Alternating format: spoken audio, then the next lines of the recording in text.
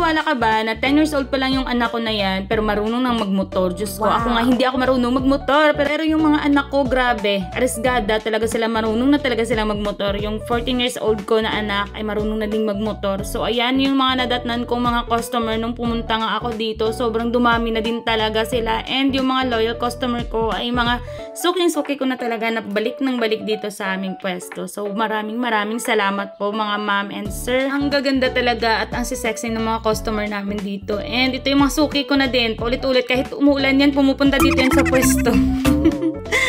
Ito yung araw ng Sabado, kaya dumami talaga yung customer namin kasi mga walang pasok, yung iba wala ng opisina. At pauwi na nga ako dito para mag-refill na naman ulit ng ice, tsaka yung cheese sauce namin at yung garlic sauce namin para sa nachos.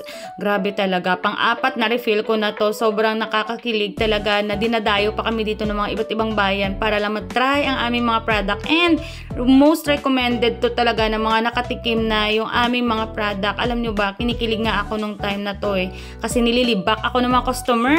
Wait lang, papakita ko muna sa inyo ang ganda ng sunset and yung lugar namin dito. So ayun na nga, nililibak o pinag-uusapan ako ng mga customer ko behind my back kasi nung time na to nag-a-assist ako sa aking helper and sabi nila, grabe, namit idile, mga baligya, yan o, namit, ila pagkaon, kag ang ilang ang mga drinks ka namit. So, mga Tagalog, dyan bahala kayo dyan.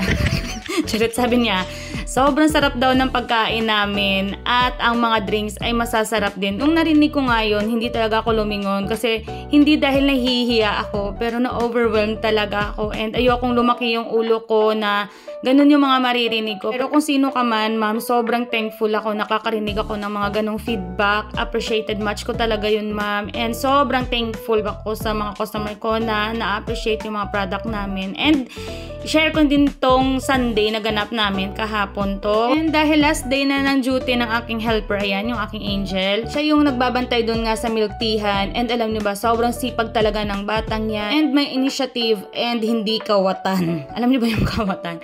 Yung magnanakaw. Kasi isa yun sa factor na ayoko talaga na mag-hire ng yung helper na hindi ko talaga kilala. Kasi nakatatakot talaga ako na baka nakawan ako. Kasi saprat talaga ako, dahil lalo na sa pera. Kung saan ko lang nilalagay yan.